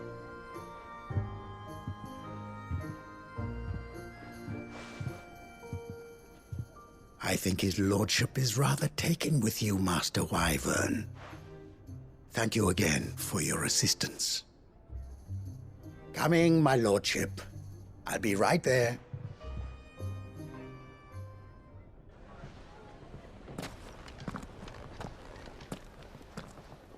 Trust Uncle Byron to find such an interesting rival. Now, let's see what Blackthorn makes of this whetstone, shall we? We shall. Sorry for the wait, but hopefully you'll agree it was worth it. You learned something about that sword, then? I did better than that.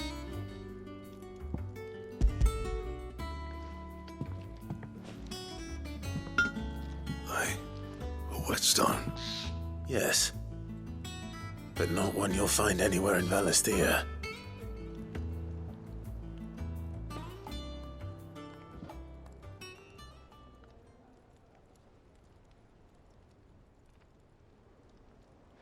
No wonder I couldn't get the same finish on the grinding wheel. One hit and all done, eh? Might not be so bad if all you ever fought were duels. Good luck on the battlefield.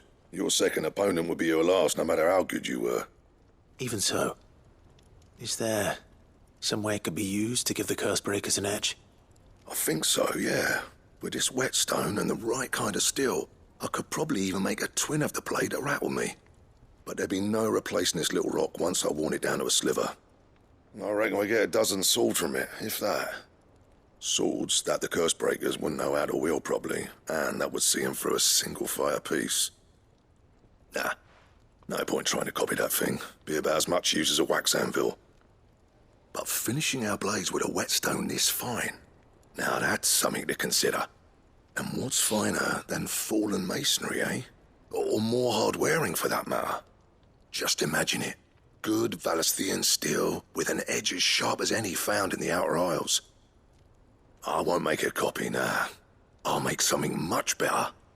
I'm sure the curse breakers will be delighted. Just don't push yourself too hard. Don't you worry about me, sunshine. I've been working day and night since I was half your age, and I'll still be here when you're long gone. Hey, thanks, Clive. I mean it. I owe you one, August too. It's good to know someone's looking out for me. You'll be happy to hear you said that. And I'll see that my debt to you's paid. First new blade I make's got your name on it. You come and find me when you've got the materials. All right. I will.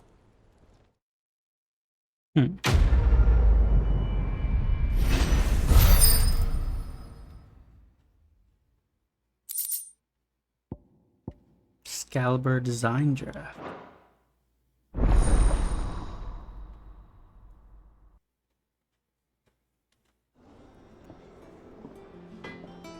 I wonder if we have... There's no way. Let's see what it requires, though. I'm saying for you, dear.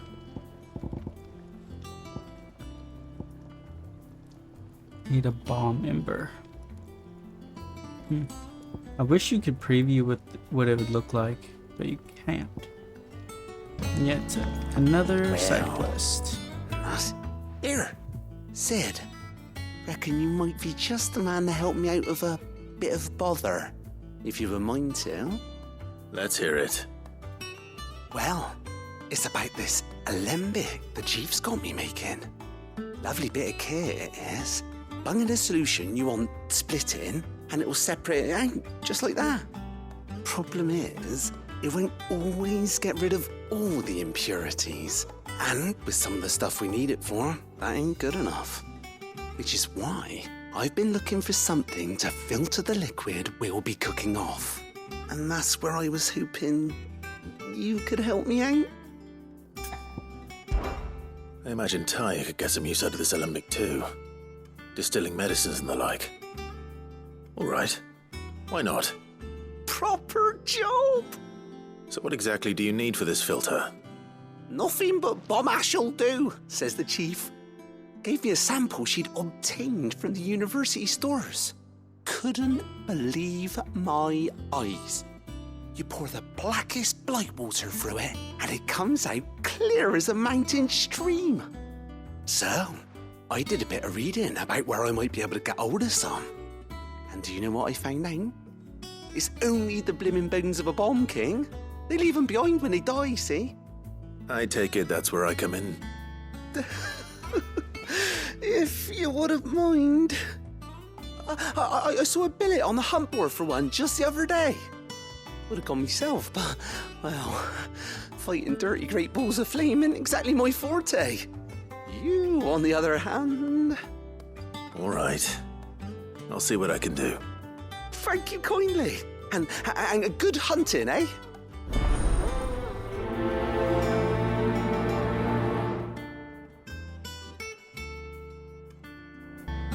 Okay, we need to find the Bomb King. Sounds good.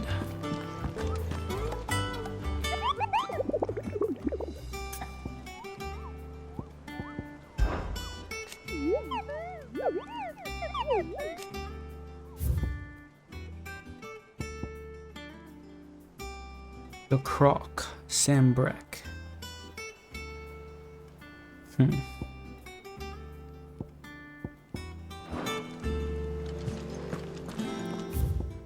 Let's see if we can't find that guy.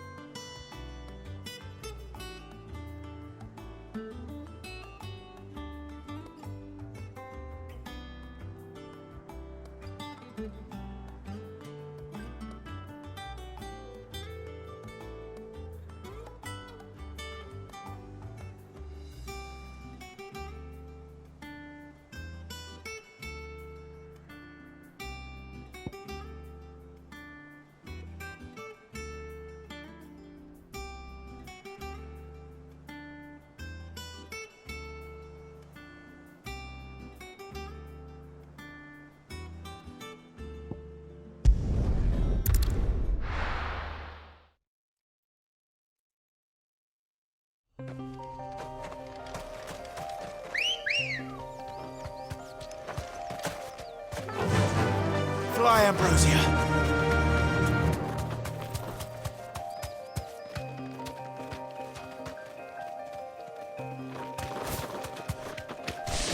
This thing's probably gonna be a pain to find.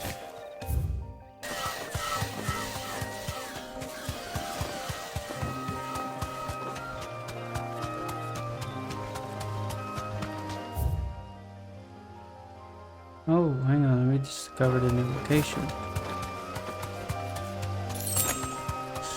Could this be?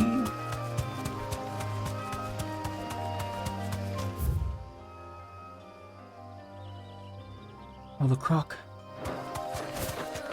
That's it. Freaking thank you. That'll do, girl.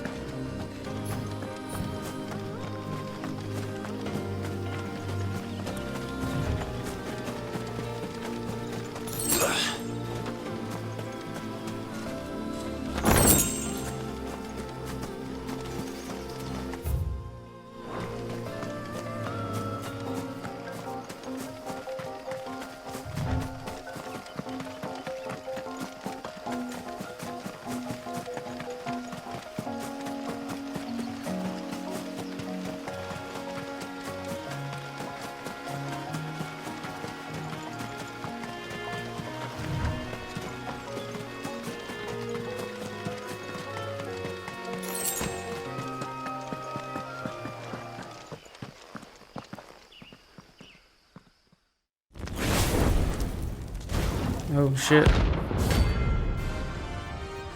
At least we finally found him.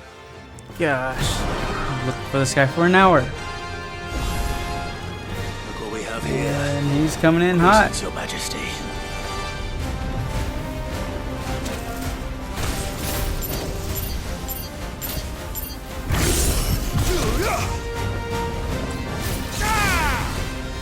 You sucker.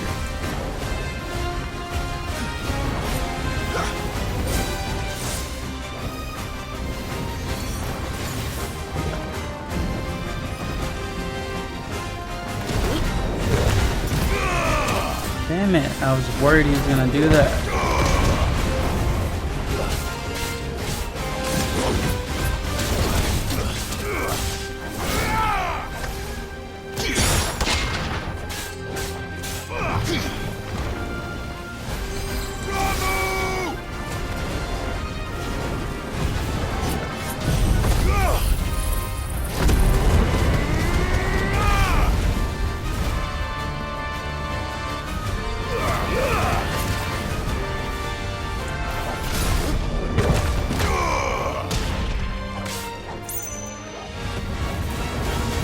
Oh no. Oh, what the? This is bull crap.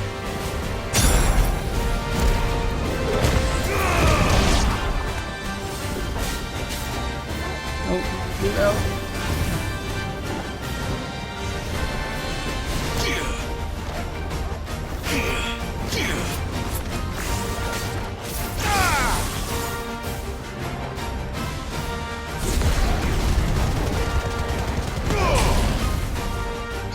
My flames are better, buddy.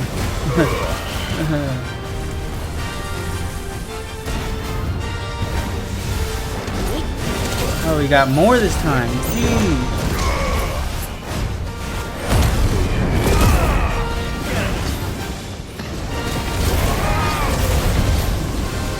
Oh my lord, what is happening?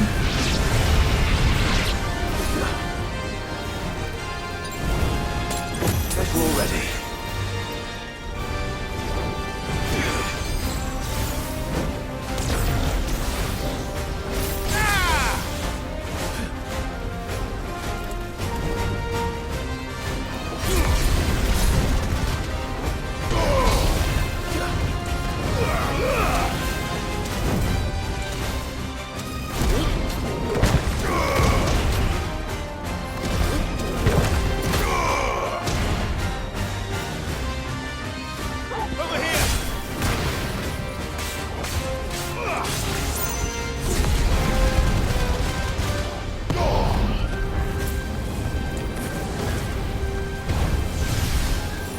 Oh boy. Oh my gosh, that's crazy.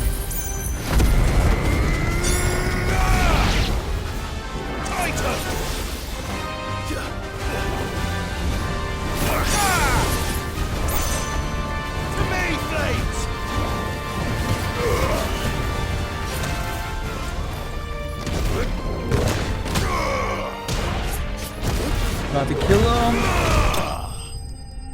Oh.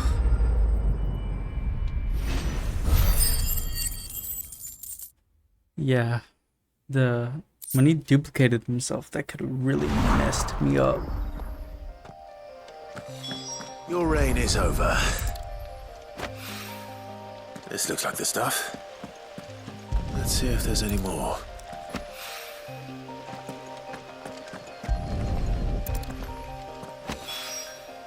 That should do it. If the wine needs more than this, he can fetch it himself. Took us a while, but we're back. All right there, Sid? How's that hunt for the bomb ash going? I have it here.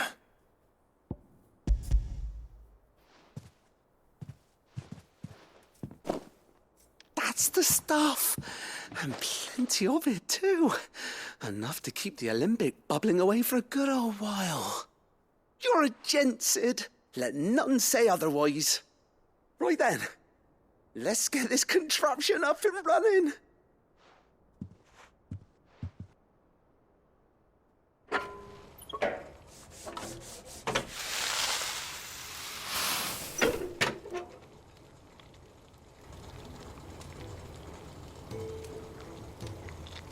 There we have it. I'm on my limbic. And it works just like the chief said it would. Very impressive. Says the man who cut down a burning boulder. Speaking of which, I still haven't returned the favor. There's no need. The good it will do for the hideaway is reward enough. Don't be silly. Why don't you let me take a look at that bag of yours? The one you keep your potions in. Reckon I could work some magic on that.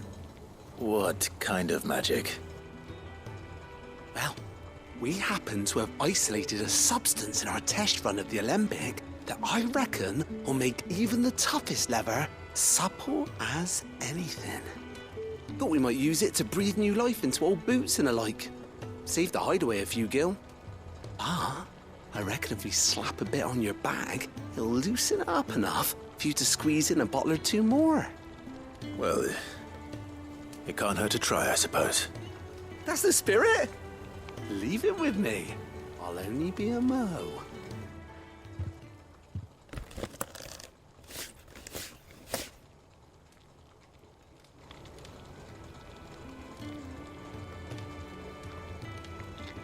Well, what do you reckon? It certainly feels more flexible.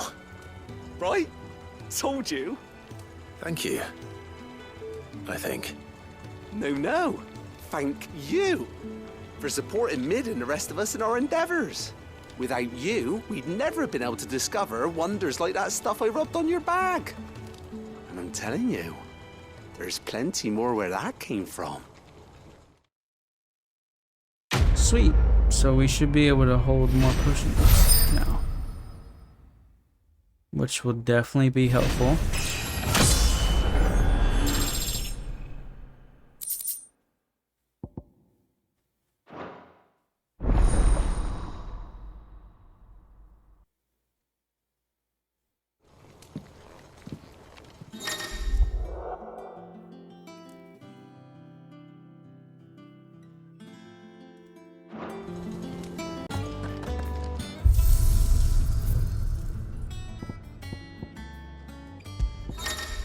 Oh, here's the appearance thing.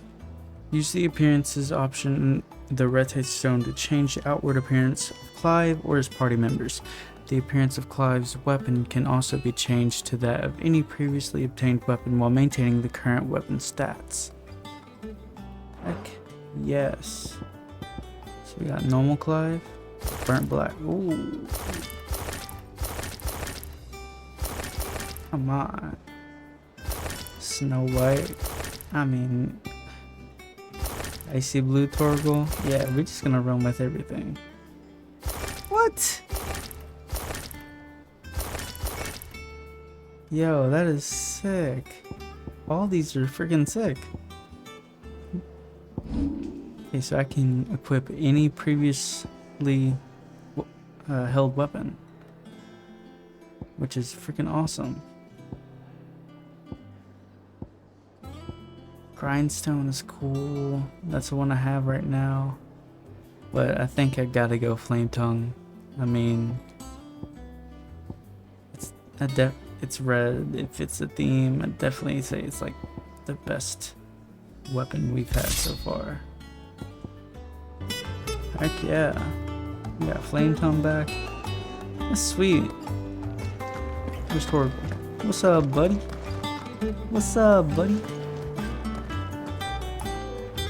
Looking all majestic and shit.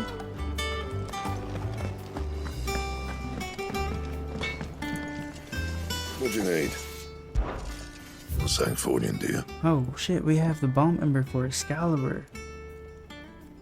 I think we gotta do it. Should last you a good while. All right, Clive. Asterix. We'd finished sending half the hideaway traipsing across the twins, has she? I swear, that girl'd do anything to put off visiting her old dad's grave. No excuses now, though, eh? Not quite. She said there was one final thing she had to take care of. I'm sure she'll be finished soon enough. She said that? In those words? She did, yes. Clive? Were you born yesterday or something? There is no thing. She'll probably be halfway to Canva by now. Mid. I might still be able to catch her.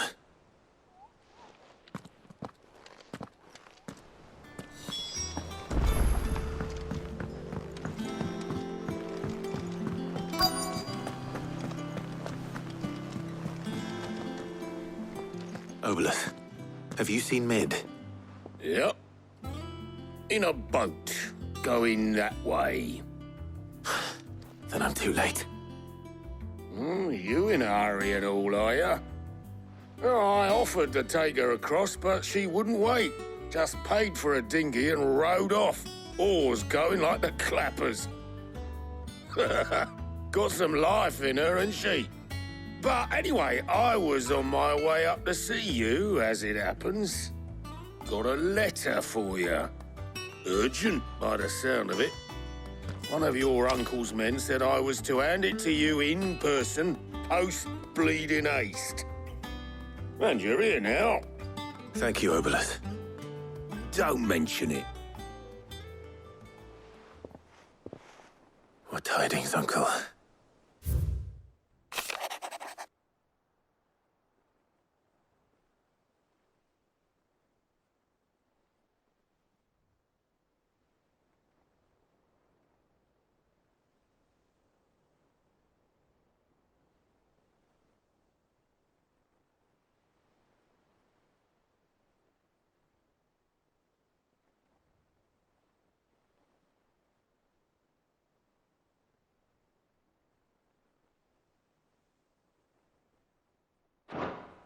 Trouble in Canva.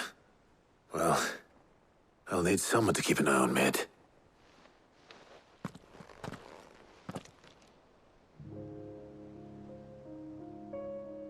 So what? Mid got us to do all the dirty work and then just sailed off into the sunset?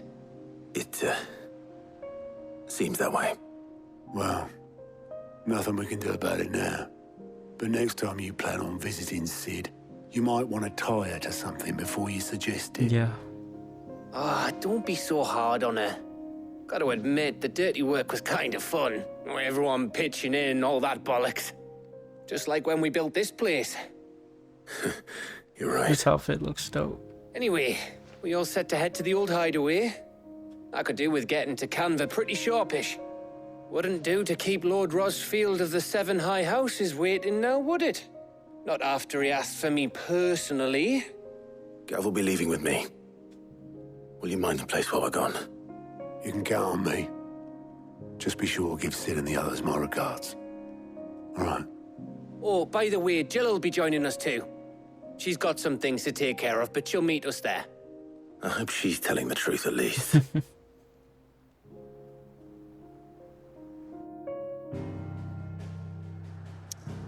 All right, to the old hideaway.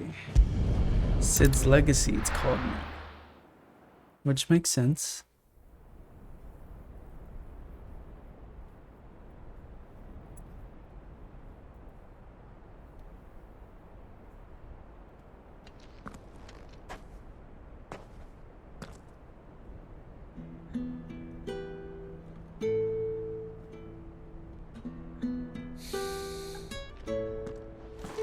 Oh, that's the emblem on Clive's back. What the heck?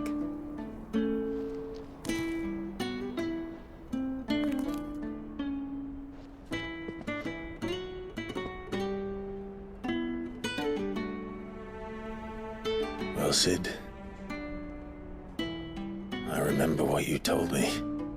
That if no one is listening to what you have to say, you may as well not say it.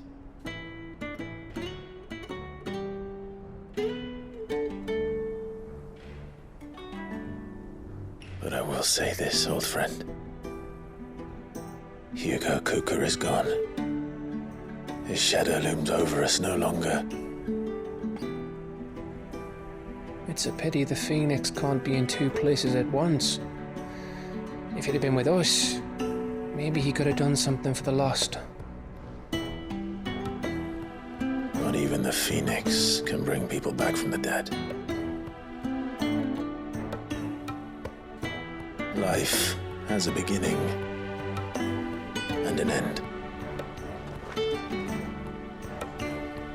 So we must live while we have the chance.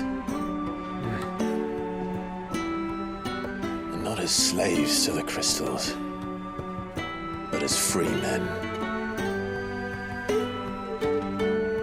May we join you?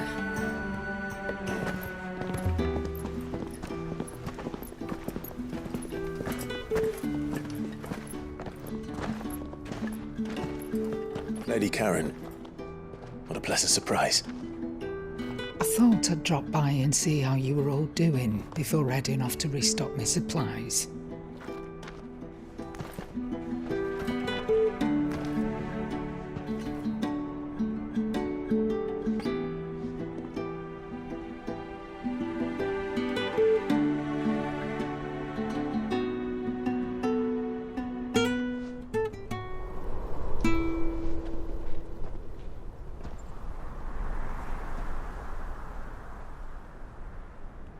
It wasn't the most scenic view back then, but it were never as bad as this.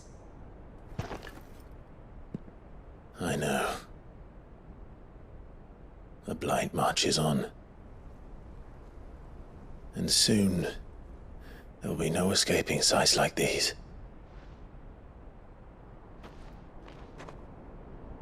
So our mission remains unchanged. We cannot stop until every Mother Crystal is gone, and their thirst for ether with them. The only one that remains in Storm is Drake's Tail in the Crystalline Dominion. Our next target. We're going to Twinside. It's the capital of the Empire these days. I wouldn't like to think how tightly guarded they've got the place. Not that that'll stop you, but we do well to scout it out before you go charging in. We would indeed.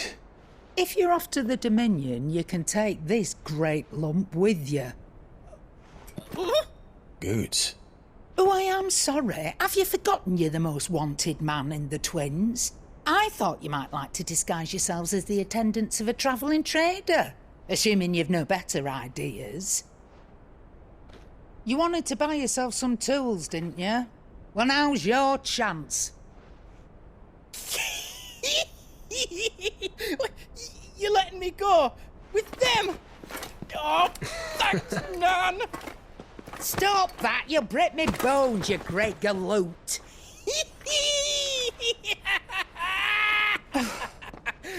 There's a caravan that runs back and forth between the Dominion and the Bocklad markets. It's managed by the Merchants Guild. Just show them Goots' traders pass and you'll be on your way. It'll be a damn sight less risky than footing it the length of the Crystal Road. That's for sure. Thank you, Karen. And glad to have you with us, Goots. Okay then. I'll get me things and I'll meet yous there. See yous down in Bocklad. Get off! Me poor fingers! Jill, you're with me. Understood. And Gav? Already on my way, Captain. Be careful. Aren't I always?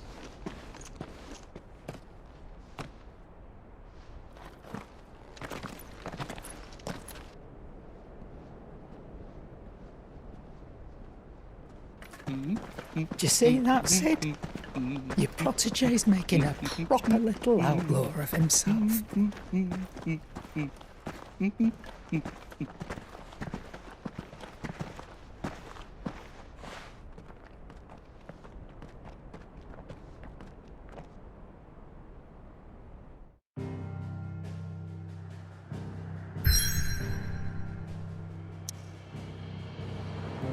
Alright, we're gonna go ahead and call it there for part 17.